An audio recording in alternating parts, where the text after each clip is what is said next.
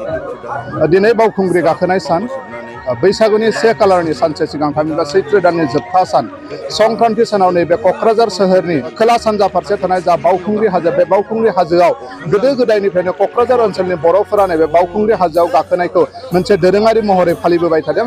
नंगौ दिनै बे बावखुंग्रि हाजो गाखोनायनि सान आरो बे दिनैनि सानाव नैबे समाव आङो दङ नैबे बावखुंग्रि हाजोनि सायाव आं बे समाव दङ आरो बे समाव नुनो मोन्दों जे नैबे बावखुंग्रि हाजोआव गोबां गुबुन गुबुन दाब दाब जायगानि मानसिफोरा फैनानै नैबे बावखुंग्रि हाजोआव गाखोनाय हाबाफारियाव बाहागो लाफैनायखौ नुनो मोन्दों। बे समाव आङो केमेरा पार्सननि गेजेरजों दिन्थिनो नाजागोन।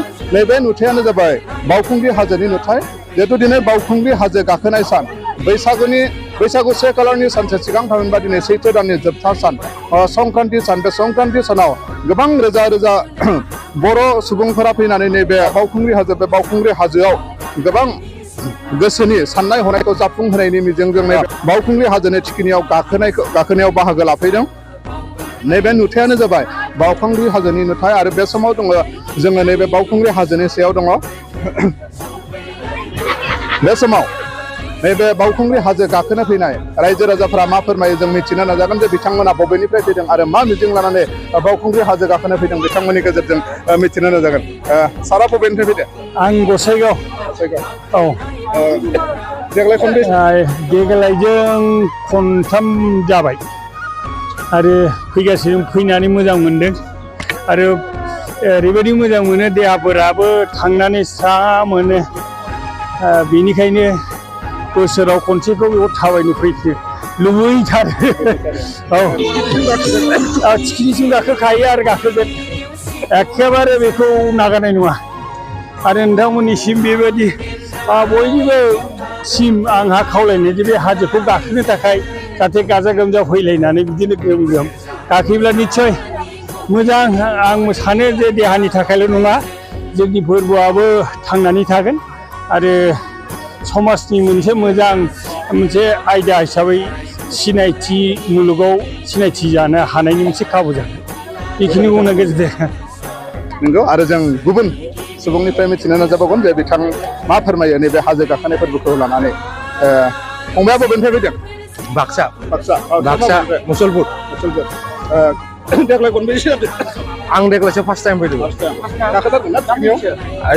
नाजानोसै गाखोनोथ' सानदोंमोन। मा मिजिं थिगोन मानसिफ्रा बुङो जे थिखिनिसिम गाखोनो हायोबा गोसोनि साननाय हनाया जाफुङो मा मिजिं लागोन गोसोआव? गोसोआव साननायफोरा जाफुंबाथ' मोजाङानो खिन्थु सेस्था खालामनोसै मा होनो गाखोनो सान।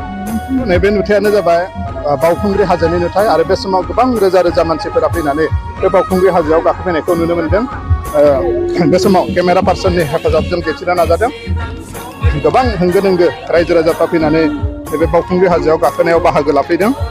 दिनै जिहेतु संक्रान्ति सान सैत्र दाननि जोबथा सान बे सानखालिनो गोदो गोदायनिफ्रायनो नैबे क'क्राझार ओनसोलनि बर' सुबुंफोरा बे बावखुंग्रि हाजोआव गाखोनायखौ दोरोङारि फोरबो महरै फालिबोबाय थादों। दिनैबो गोबां गाजा गोमजायै बेबायदिनो हाजो गाखोनायाव बाहागो लाफैनायखौ नुनो मोन्दों। बे समाव माखासे हाजो गाखोगिरिफोरनिफ्राय मा फोरमायो मिथिनो नाजाबावगोन।